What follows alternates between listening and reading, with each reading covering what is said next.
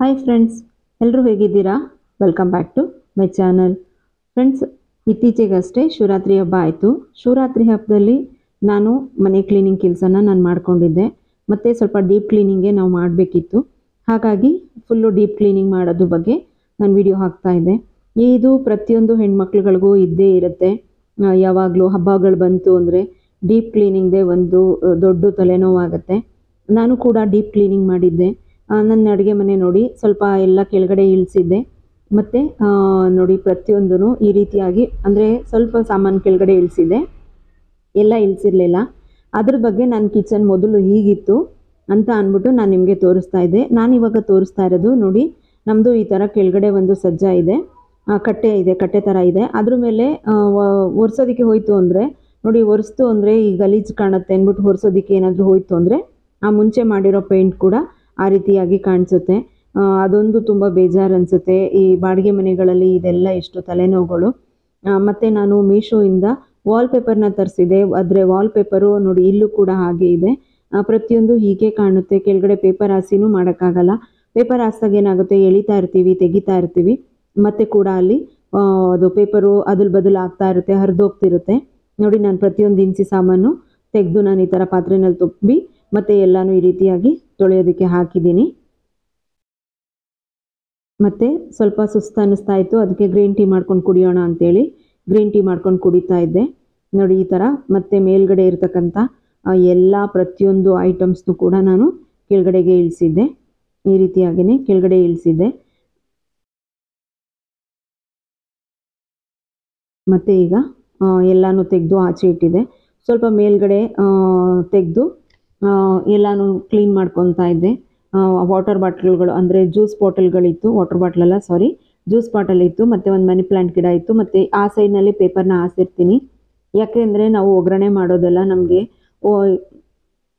Chimney ಇಲ್ಲದೆ ಇರೋ ಕಾರಣ ನಾವು ಕಿಚನ್ನಲ್ಲಿ ಏನು ಅಡುಗೆ ಮಾಡಿದ್ರೂ ಪ್ರತಿಯೊಂದೂ ಆ ಸೈಡ್ನಲ್ಲೇ ಹೋಗಿ ಕುತ್ಕೊಂಡ್ಬಿಡುತ್ತೆ. ಅದು ಅಂಟಂಟು ಅನಿಸುತ್ತೆ ಸಜ್ಜ ಅಂತೇಳ್ಬಿಟ್ಟು ನಾನು ಪೇಪರ್ನ ಹಾಸಿರ್ತೀನಿ. ಮತ್ತು ಈ ರೀತಿಯಾಗಿ ಧೂಳು ತೆಕ್ಕೊತಾ ಇದೆ. ಮತ್ತು ಓವನ್ನು ನನಗೆ ಎತ್ತಿಡೋದಕ್ಕೆ ಆಗ್ತಾ ಇರಲಿಲ್ಲ, ಅದೊಂದು ನಾನು ಹಾಗೆ ಬಿಟ್ಟಿದ್ದೆ. ಹಸ್ಬೆಂಡ್ ಬಂದಮೇಲೆ ಎತ್ತಿಡ್ಸೋಣ ಅಂತೇಳಿ ಓವನ್ ಮಾತ್ರ ನಾನು ತೆಗೆದಿಟ್ಟಿರಲಿಲ್ಲ, ಹಾಗೆ ಬಿಟ್ಟಿದ್ದೆ. ನೋಡಿ, ನನಗೆ ಎಷ್ಟಾಗುತ್ತೆ ಒಂದು ಸ್ಟೂಲ್ ಮೇಲೆ ನಿಂತ್ಕೊಂಡು ಈ ರೀತಿಯಾಗಿ ಕ್ಲೀನಾಗಿ ಮಾಡ್ಕೊತಾ ಇದ್ದೆ. ಅಂದರೆ ಇವಾಗ ಇನ್ನೂ ಸಿಡಿ ಹಬ್ಬ ಆಗಿತ್ತಲ್ಲ, ಆವಾಗ ಧೂಳನ್ನು ತೆಕ್ಕೊಂಡಿದ್ದೆ. ಅಂದರೆ ಡೀಪ್ ಕ್ಲೀನಿಂಗ್ ಮಾಡ್ಕೊಂಡಿರಲ್ಲ, ಧೂಳು ತೆಕ್ಕೊಂಡಿರ್ತೀನಿ, ಬಾಕ್ಸ್ಗಳನ್ನ ಒರೆಸ್ಕೊಂಡಿರ್ತೀನಿ ಅಷ್ಟೇನೆ. ಫುಲ್ಲು ಎಷ್ಟೊಂದು ಡೀಪ್ ಕ್ಲೀನ್ ಮಾಡ್ಕೊಳ್ಳಲ್ಲ ನಾನು ಸಿಡಿ ಹಬ್ಬದಲ್ಲಿ. ಶಿವರಾತ್ರಿ ಹಬ್ಬ ನಮಗೆ ಪಿತೃಪಕ್ಷನೇ ಮೇನ್ ಇರುತ್ತೆ, ಆವಾಗ ತುಂಬ ಡೀಪ್ ಕ್ಲೀನಿಂಗ್ ಮಾಡ್ಕೋಬೇಕು. ಹಾಗಾಗಿ ಡೀಪ್ ಕ್ಲೀನಿಂಗ್ ಮಾಡ್ಕೊತಾ ಇದ್ದೆ. ಶಿವರಾತ್ರಿ ಹಬ್ಬದಲ್ಲಿ ಯಾಕೆ ಡೀಪ್ ಕ್ಲೀನ್ ಮಾಡಬೇಕು ಅಂದರೆ ನಾವು ಸಿಡಿ ಹಬ್ಬದಲ್ಲಿ ಕಂಪ್ಲೀಟ್ ನಾನ್ ವೆಜ್ ಮಾಡಿರ್ತೀವಿ. ಆ ಕಾರಣಕ್ಕೋಸ್ಕರ ನಾವು ಡೀಪ್ ಕ್ಲೀನಿಂಗ್ನ ಮಾಡ್ಕೊತಾ ಇದ್ದೆ. ನೋಡಿ, ಈಗ ಮೇಲ್ಗಡೆ ಸಜ್ಜನ ಒರೆಸ್ಕೊಳ್ಳೋದಕ್ಕೆ ಅಂತೇಳಿ ನಾನು ಮಾಪಿಂಗ್ ತೊಗೊಂಡು ಮೇಲ್ಗಡೆ ಒರೆಸ್ತಾ ಇದ್ದೆ. ಈ ರೀತಿಯಾಗಿ ಹತ್ತು ಇಳ್ದಿನೇ ಮಾಡಬೇಕಾಗ್ತಿತ್ತು. ಅಡುಗೆ ಮನೆ ಕ್ಲೀನಿಂಗ್ ಕಂಪ್ಲೀಟ್ ನಾನೇ ಮಾಡ್ಕೊತೀನಿ. ಹೊರಗಡೆ ಕ್ಲೀನಿಂಗ್ ಮಾತ್ರ ನನ್ನ ಮನೆಗೆ ರತ್ನಮ್ಮ ಅಂತೇಳಿ ಬರ್ತಾರೆ, ಅವ್ರು ನನಗೆ ಒರೆಸ್ಕೊಟ್ಟು ಕ್ಲೀನ್ ಮಾಡಿಕೊಟ್ಟು ಹೋಗ್ತಾರೆ. ಆ ಕಿಚನ್ ಮಾತ್ರ ಏನೇ ಇದ್ದರೂ ನಾನೇ ಮಾಡ್ಕೊಳ್ಳೋದು, ಯಾವಾಗಲೂ ಅಷ್ಟೇ ಕಿಚನ್ ನಾನೇ ಮಾಡ್ಕೊತೀನಿ. ಮತ್ತು ಮೇಲ್ಗಡೆ ಹತ್ತಿ ಇದನ್ನು ಕೂಡ ಎಲ್ಲ ಒರೆಸ್ಕೊತಾ ಇದ್ದೆ, ಕಂಪ್ಲೀಟಾಗಿ ಕ್ಲೀನ್ ಮಾಡ್ಕೊತಾ ಇದ್ದೆ. ಕಾಣಿಸ್ತಾ ಇರಲಿಲ್ಲ, ಮೇಲೆ ಹತ್ತಿ ನೋಡೋದು, ಎಲ್ಲಿ ಗಲೀಜು ಅನಿಸುತ್ತೆ ಅಲ್ಲಿ ನೋಡಿ ಒರೆಸ್ಕೊಂಡು ಈ ರೀತಿಯಾಗಿ ಕ್ಲೀನನ್ನು ಮಾಡ್ಕೊತಾ ಇದ್ದೆ. ಮತ್ತು ಇಲ್ಲಿ ಮನಿ ಪ್ಲ್ಯಾಂಟ್ ಗಿಡ ಇತ್ತು, ಅದನ್ನು ಕೂಡ ಎಲ್ಲ ತೆಗೆದಿಡ್ತಾ ಇದ್ದೆ. ನೋಡಿ ಈ ರೀತಿಯಾಗಿ. ಮತ್ತು ಅಷ್ಟು ಯಾಕೋ ಬೇರು ಬಂದು ಅಲ್ಲಿವರೆಗೂ ಬೆಳೆದಿತ್ತು, ಕೆಳಭಾಗದಲ್ಲಿ ಹಣ್ಣಾದಂಗೆ ಆಗಿಬಿಟ್ಟಿತ್ತು. ಅದಕ್ಕೆ ಅದನ್ನು ಅಲ್ಲಿವರೆಗೂ ಕಟ್ ಮಾಡಿ ತೆಗೆದು ಅದನ್ನು ಕೂಡ ಕ್ಲೀನ್ ಮಾಡ್ಕೊತಾ ಇದ್ದೆ. ನೋಡಿ, ಬಾಟಲಲ್ಲಿ ಹಾಕಿದ್ದೀನಿ ಅಂತೇಳಿ ತೋರಿಸ್ತಾ ಇದ್ದೆ. ಮತ್ತು ಈಗ ಈ ಸೆಲ್ಫನ್ನು ಕೂಡ ಎಲ್ಲ ಕಂಪ್ಲೀಟಾಗಿ ಕ್ಲೀನ್ ಮಾಡ್ಕೋಬೇಕು. ನಾನು ಸದ್ಯಕ್ಕೆ ಸ್ವಲ್ಪ ಈ ಥರ ಧೂಳನ್ನು ತೆಕ್ಕೊಂಡಿದ್ದೆ, ಕಂಪ್ಲೀಟಾಗಿ ಈ ರೀತಿಯಾಗಿ ಮಾಡಿಕೊಂಡೆ. ಇದ್ದೇ ಇರುತ್ತಲ್ವ, ಇವೆಲ್ಲ ಯಾವುದು ತೊಳೆದಿರಲಿಲ್ಲ, ಅದಕ್ಕೆ ಅಲ್ಲಲ್ಲೇ ಎತ್ತಿ ವಾಪಸ್ ಇಡ್ತಾ ಇದ್ದೆ. ಹಿಂಗು ಸೋಡಾ ಈ ರೀತಿಯಾಗಿರ್ತಲ್ಲ, ಆ ಥರದನ್ನು ಮಾತ್ರ ವಾಪಸ್ ಅಲ್ಲೇ ಎತ್ತಿ ಇಡ್ತಾ ಇದ್ದೆ, ತೊಳ್ಕೊಳ್ಳೋದಕ್ಕೆ ಈಸಿ ಆಗುತ್ತೆ, ಆಮೇಲೆ ಕ್ಲೀನ್ ಮಾಡ್ಕೊಳ್ಳೋಣ ಅಂತೇಳಿ.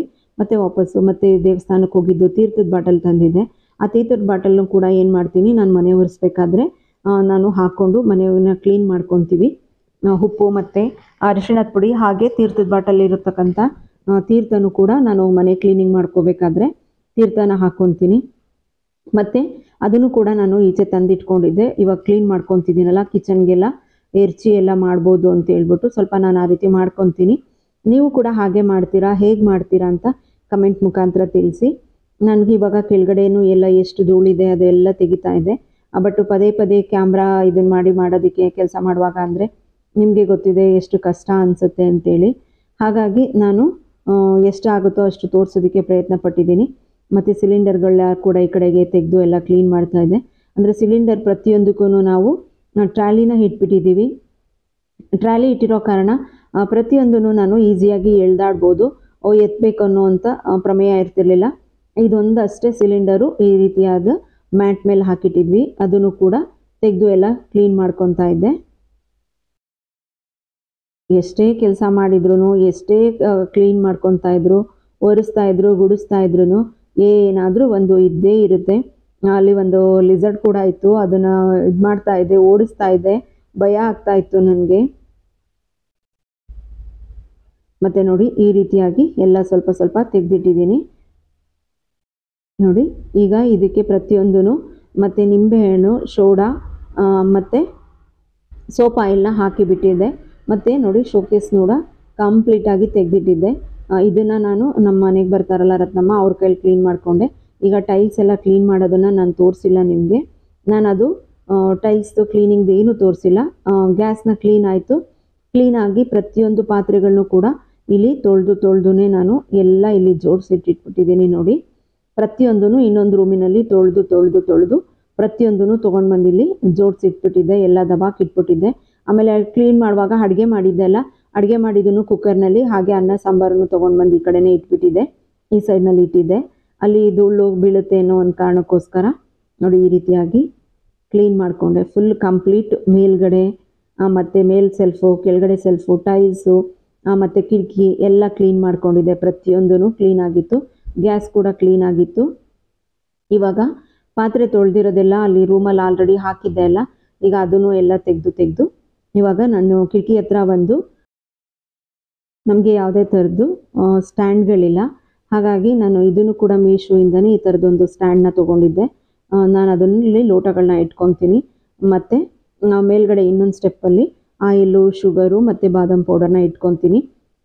ಅಡುಗೆ ಮಾಡುವಾಗ ಈಸಿಯಾಗಿ ಸಿಗುತ್ತೆ ಅನ್ನೋ ಒಂದು ಕಾರಣಕ್ಕೆ, ಮತ್ತು ಕಿಟಕಿ ಹತ್ರ ಈಸಿಯಾಗಿ ಅದನ್ನು ಇಟ್ಕೋಬೋದು ಅಂತೇಳಿ ಅದನ್ನು ಇಟ್ಕೊಂಡಿದ್ದೀನಿ. ಮತ್ತು ಇಲ್ಲಿ ಮಡಿಕೆಗಳನ್ನು ಕೂಡ ವಾಶ್ ಆಗಿತ್ತಲ್ಲ, ಆ ವಾಶ್ ಆಗಿರೋ ಮಡಿಕೆಗಳು ಕೂಡ ಪ್ರತಿಯೊಂದೂ ಅದನ್ನು ಒರೆಸಿ ಎತ್ತಿಡ್ತಾ ಇದೆ. ಹಾಗೆ ಇಟ್ಟರೆ ಫಂಗಸ್ ಬರುತ್ತೆ, ಆ ಕಾರಣಕ್ಕೋಸ್ಕರ ಮಡಿಕೆಗಳನ್ನು ಕೂಡ ಕಂಪ್ಲೀಟಾಗಿ ಒರೆಸಿ ಎತ್ತಿಡ್ತಾ ಇದೆ. ಮತ್ತು ಸ್ಟ್ಯಾಂಡ್ ಕೂಡ ಎಲ್ಲ ತೊಳೆದು ಕ್ಲೀನ್ ಆಗಿತ್ತು. ನಾನು ತೊಳೆಯೋದನ್ನೆಲ್ಲ ನಾನು ನಿಮಗೆ ತೋರಿಸೋದಕ್ಕೆ ಹೋಗಿಲ್ಲ, ಯಾಕೆಂದರೆ ನಿಮಗೆ ಬೋರ್ ಆಗಬಾರ್ದು ಅನ್ನೋ ಒಂದು ಕಾರಣಕ್ಕೋಸ್ಕರ ಯಾವುದನ್ನು ಅದನ್ನು ನಾನು ತೋರಿಸಿಲ್ಲ ನಿಮಗೆ. ಪ್ರತಿಯೊಂದೂ ಈ ಥರ ಲೋಟಗಳು, ಬೌಲ್ಗಳು ಏನೇನಿದೆ ಅದೆಲ್ಲ ಜೋಡಿಸಿಟ್ಕೊತಾ ಇದ್ದೆ. ಮತ್ತು ಕೆಳಗಡೆ ನಾನು ಒಂದು ಬೇರೆ ಫಸ್ಟು ಒಂದು ಕವರ್ನ ಹಾಕಿದ್ದೆ, ಅದು ಸ್ವಲ್ಪ ಕವರು ಆಯಿಲ್ ಬಿದ್ದು ಗಲೀಜಾಗಿತ್ತು. ಅದನ್ನು ತೆಗೆದು ಇವಾಗ ನಾನು ಬೇರೆ ಇನ್ನೊಂದು ಕವರ್ನ ಹಾಸಿ ಅಲ್ಲಿ ನಾನು ಈ ಥರ ನಾನ್ ಸ್ಟಿಕ್ ತವಾಗಳಿದೆಯಲ್ಲ, ಆ ತವಾಗಳು ಮತ್ತು ಫ್ರೈಯಿಂಗ್ ಪ್ಯಾನ್ಗಳಿರುತ್ತಲ್ಲ, ಆ ಫ್ರೈಯಿಂಗ್ ಪ್ಯಾನ್ಗಳನ್ನ ನಾನು ಈ ರೀತಿಯಾಗಿ ಇಲ್ಲೇ ಜೋಡಿಸ್ಕೊತೀನಿ. ಬೇರೆ ಎಲ್ಲೂ ಜಾಗ ಇಲ್ಲ. ಗೋಡೆ ಮೇಲೆ ಎಲ್ಲಾದರೂ ಇಟ್ಕೊಳ್ಳೋಣ ಅಂತಂದರೆ ಈಗ ಆಲ್ರೆಡಿ ನಾನು ಆ ರೀತಿಯಾಗಿ ಒಂದು ಸ್ಟಿಕ್ಕರ್ನ ಅಂಟಿಸಿ ಒಗ್ಗರಣೆ ಮಾಡುವಂಥದ್ದು, ಕೆಲವೊಂದು ಫ್ರೈಯಿಂಗ್ ಮಾಡುವಂಥದ್ದನ್ನೆಲ್ಲ ಹಾಕ್ಬಿಟ್ಟಿದ್ದೀನಿ. ಆ ಕಾರಣಕ್ಕೆ ನೋಡಿ ದಿನಸಿ ಸಾಮಾನು ಇಟ್ಕೊಂಡು ಕೂತಿದ್ದೆ. ಅವಳು ಮತ್ತೆ ಬಂದು ಸ್ಮೆಲ್ ಮಾಡ್ತಿದ್ದಾಳೆ ನೋಡಿ, ಎಲ್ಲ ಹಾಗೆ ಬಂದು ಎಲ್ಲ ಪ್ರತಿಯೊಂದು ಸ್ಮೆಲ್ ಮಾಡ್ತಾಳೆ ಏನು ಅಂತೇಳಿ. ನಾನು ಈ ಬಾಕ್ಸ್ನ ಆಲ್ರೆಡಿ ನಾನು ನಿಮಗೆ ತೋರಿಸಿದ್ದೆ, ಮೀಶೋಯಿಂದ ನಾನು ಶಾಪಿಂಗ್ ಮಾಡಿರೋದು ಅಂತೇಳಿ. ಆ ಬಾಕ್ಸ್ಗಳಿಗೆ ಈ ಥರ ಐಟಮ್ಸ್ಗಳು, ಕಿಚನ್ದು ಸ್ವಲ್ಪ ಐಟಮ್ಸ್ ತರಿಸಿದ್ದೆ, ಇನ್ನು ಸ್ವಲ್ಪ ಐಟಮು ಕವರ್ನಲ್ಲಿ ಹಾಕಿ ಕಟ್ಟಿಟ್ಟಿದ್ದೆ ಅಲ್ಲ, ಏನು ದಿನಸಿ ಸಾಮಾನುಗಳಿತ್ತು ಅದನ್ನೆಲ್ಲ ಓಪನ್ ಮಾಡಿ ಈಗ ನಾನು ಪ್ರತಿಯೊಂದೂ ಬಾಕ್ಸ್ಗೆ ಈ ರೀತಿಯಾಗಿ ಹಾಕಿ ಎತ್ತಿಡ್ತಾ ಇದ್ದೆ. ನೋಡಿ ಈಸಿಯಾಗಿ ಪ್ರತಿಯೊಂದೂ ಕಾಣಿಸೋ ಕಾರಣ ನಾವು ಈಸಿಯಾಗಿ ಪ್ರತಿಯೊಂದೂ ಎತ್ಕೊಂಡ್ಬಿಡ್ಬೋದು. ಇಲ್ಲ ಅಂದರೆ ಪ್ರತಿಯೊಂದು ಹುಡ್ಕೊಂಡು ಕೂತ್ಕೋಬೇಕು, ಈ ಬಾಕ್ಸಲ್ಲಿ ಇದೆಯಾ ಅಂತೇಳಿ. ಅದಕ್ಕೆ ಈ ರೀತಿಯಾಗಿ ಇದೊಂದು ಬಾಕ್ಸ್ನ ತೊಗೊಂಡೆ. ಮತ್ತು ತೊಳ್ಕೊತಾ ಇರ್ಬೋದು, ಈಸಿಯಾಗಿ ಒರೆಸ್ಕೊತಾ ಇರ್ಬೋದು ಪ್ರತಿಯೊಂದೂ. ಸ್ಟೀಲ್ ಬಾಕ್ಸ್ಗಳ ಮೇಲೆ ಅಂದರೆ ಆಯಿಲ್ದಂತೂ ಹೋಗಿ ಕುತ್ಕೊಂಡ್ಬಿಡುತ್ತೆ, ತುಂಬಾ ತಿಕ್ಕಬೇಕು, ಬೇಜಾರಾಗ್ತಾ ಇರುತ್ತೆ ಯಾವಾಗ್ಲೂ. ಅದಕ್ಕೆ ಇದೊಂದು, ಮತ್ತು ಇನ್ನು ಸ್ವಲ್ಪ ಐಟಮ್ಸ್ ಇದೆಲ್ಲ ದೇವ್ರ ಮನೆ ಐಟಮ್ಸ್ಗಳಿದು. ಪ್ರತಿಯೊಂದು ಇದು ದೇವ್ರ ಮನೆ ಐಟಮ್ಸು. ಅದರಲ್ಲಿ ಏನಾದರೂ ಇದೆಯಾ ಎತ್ತಿಟ್ಕೊಳ್ಳೋ ಅಂಥದ್ದು ಅಂತೇಳಿ ನೋಡ್ತಾ ಇದ್ದೆ. ಮತ್ತು ನಾನು ಎಲ್ಲ ದಿನಸಿ ಸಾಮಾನು ತರಿಸ್ದಾಗ್ಲೇ ದೇವ್ರ ಮನೆಗೂ ಏನೇನು ಬೇಕಾಗಿರುತ್ತೆ ಅಲ್ಲಿಗೆ ಬೇಕಾಗಿರೋದಂಥ ಪೂಜಾ ಸಾಮಗ್ರಿಗಳನ್ನು ನಾನು ತರಿಸ್ಬಿಟ್ಟಿರ್ತೀನಿ. ಅವಲಕ್ಕಿ ಎಲ್ಲ ಹಾಕಿಡ್ತಾ ಇದೆ ನೋಡಿ. ಈ ರೀತಿಯಾಗಿ ಪ್ರತಿಯೊಂದೂ ಹಾಕ್ತೀನಿ ದಿನಸಿ ಸಾಮಾನು ಜೊತೆ, ದಿನಚರಿ ಕೆಲಸದ ಜೊತೆ. ಇದು ಎಲ್ಲ ಹೆಣ್ಮಕ್ಳುಗಳಿಗೆ ಎಷ್ಟೋ ಜನ ಹೇಳ್ತಾರೆ, ಏನು ಮಾಡ್ತೀರಾ ಬೆಳಗ್ಗೆಯಿಂದ? ಏನೂ ಮಾಡಲ್ಲ ಅಂತಿರ್ತಾರೆ. ಅವ್ರಿಗೆ ಕೆಲವೊಬ್ರುಗಳಿಗೆ ಗೊತ್ತಾಗತ್ತೆ, ಅರ್ಥ ಆಗುತ್ತೆ. ಹೆಣ್ಮಕ್ಳುಗಳಿಗೆ ಪ್ರತಿದಿನವೂ ಏನಾದರೂ ಒಂದು ಕೆಲಸ ಇದ್ದೇ ಇರುತ್ತೆ ಅಂತೇಳಿ. ಯಾರೂ ಸುಮ್ಮನೆ ಕೂತು ಟೈಮ್ ವೇಸ್ಟ್ ಮಾಡಲ್ಲ. ಟಿ ವಿ ನೋಡಿಕೊಂಡು ಮೊಬೈಲ್ ನೋಡ್ಕೊಂಡು ಟೈಮ್ ವೇಸ್ಟ್ ಮಾಡಲ್ಲ. ಯಾವಾಗ ಮೊಬೈಲ್ ಎತ್ಕೊತಾರೆ ಅಂದರೆ ತಮಗೆ ಬೇಜಾರಾದಾಗ, ಅಂದರೆ ಕೆಲಸ ಮಾಡಿ ಸಾಕಾಗಿ ಬೇಜಾರಾಗಿರುತ್ತಲ್ಲ, ಆ ಟೈಮ್ನಲ್ಲಷ್ಟೇ ಇದನ್ನು ಮಾಡ್ತಿರ್ತಾರೆ. ಹಸ್ಬೆಂಡ್ಗೆ ಹೇಳ್ತಾ ಇದ್ದೆ, ಇದೆಲ್ಲ ಕೊಟ್ಬಿಡ್ತೀನಿ ದೇವ್ರ ಮನೆಗೆ ಶಿಫ್ಟ್ ಮಾಡಿಬಿಡಿ ಅಂತೇಳಿ. ಆಯಿತು ಕೊಡು ಮಾಡ್ತೀನಿ ಅಂತ ಅಂದ್ಬಿಟ್ಟು ಹೇಳ್ತಾಯಿದ್ರು. ಹಸ್ಬೆಂಡ್ ಕೂಡ ಒಣಗಾಕಿಟ್ಟಿರ್ತಕ್ಕಂಥ ಪ್ರತಿಯೊಂದು ಪಾತ್ರೆಗಳನ್ನೂ ತಂದು ಕೊಡ್ತಾಯಿದ್ರು. ಮತ್ತು ಒಣಗದೇ ಇರೋದನ್ನು ಸ್ವಲ್ಪ ಅವರು ಕೂಡ ಒರೆಸಿ ಕೊಡ್ತಾಯಿದ್ರು. ಎಲ್ಲ ದಿನಸಿ ಸಾಮಾನ ಹಾಕಿ ಎತ್ತಿಡೋ ಅಂತೇಳಿ ಅವರು ಕೂಡ ಹೆಲ್ಪ್ ಮಾಡ್ತಾಯಿದ್ರು. ಇದು ನೈಟ್ ಮಾಡ್ಕೊತಾ ಇದ್ವಿ ನಾವು.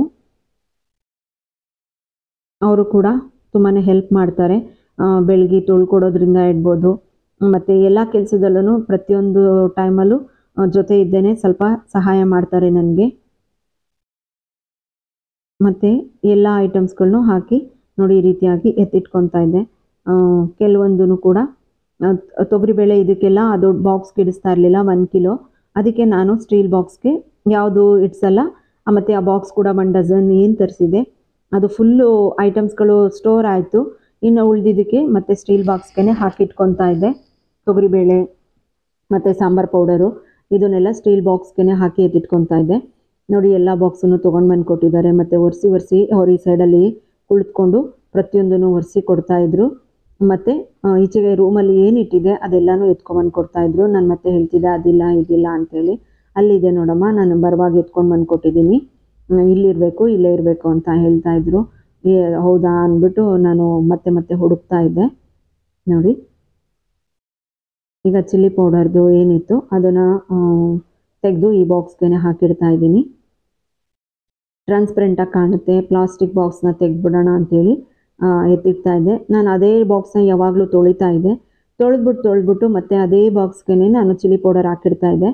ಅದಕ್ಕೆ ಮತ್ತೆ ಅದೇ ಬಾಕ್ಸ್ಗೆ ಹಾಕೋದು ಬೇಡ, ತೆಗೆದ್ಬಿಟ್ಟು ನೀನು ಇದನ್ನು ಟ್ರಾನ್ಸ್ಪರೆಂಟ್ ಬಾಕ್ಸ್ಗೆ ಹಾಕಿಡು ಅಂದ್ಬಿಟ್ಟು ಹೇಳಿ ಅವರು ಸಜೆಷನ್ನ ಕೊಡ್ತಾಯಿದ್ರು ನಮ್ಮ ಮನೆಯವರು.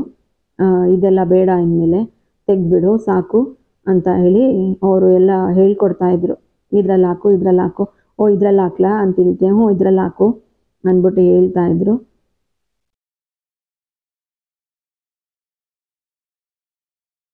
ಮತ್ತು ಇವಾಗ ನಾನು ಇದನ್ನೆಲ್ಲನೂ ದೊಡ್ಡದೆಲ್ಲ ಹಿಂದೆ ಎತ್ತಿಟ್ಟಿದ್ದೀನಿ. ಮುಂಭಾಗದಲ್ಲಿ ಸಣ್ಣದು ಟ್ರಾನ್ಸ್ಪರೆಂಟು ಏನಿದೆ ಅದನ್ನೆಲ್ಲ ಜೋಡಿಸಿಟ್ಕೊತಾ ಇದ್ದೆ.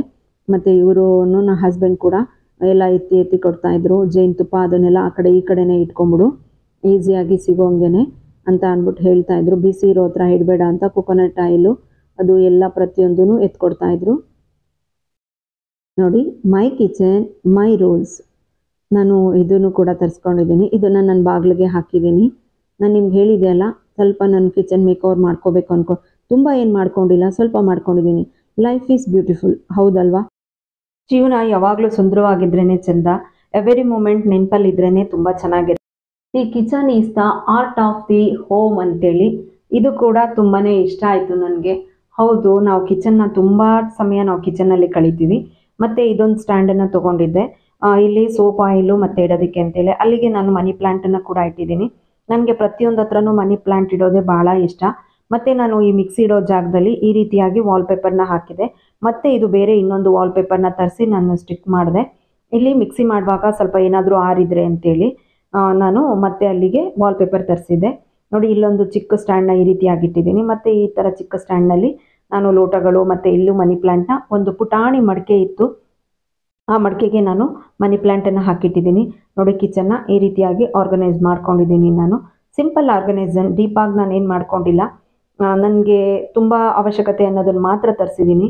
ಅನ್ನೆಸೆಸರಿಗೆ ನಾನು ಯಾವುದೇ ಕಾರಣಕ್ಕೂ ದುಡ್ಡು ವೇಸ್ಟ್ ಮಾಡೋದಕ್ಕೆ ಹೋಗಿಲ್ಲ. ಮತ್ತು ಈ ಥರ ಸ್ಟ್ಯಾಂಡಿಗೆ ನಾನು ಕೆಲವೊಂದು ಐಟಮ್ಸ್ಗಳನ್ನ ಬೇಗ ಸಿಗೋವಂಥ ಐಟಮ್ಸ್ಗಳನ್ನ ಇಟ್ಕೊಂಡಿದ್ದೀನಿ. ಈ ರೀತಿಯಾಗಿ ನನ್ನ ಕಿಚನ್ ಮೇಕ್ ಓವರ್ ಆಗಿದೆ.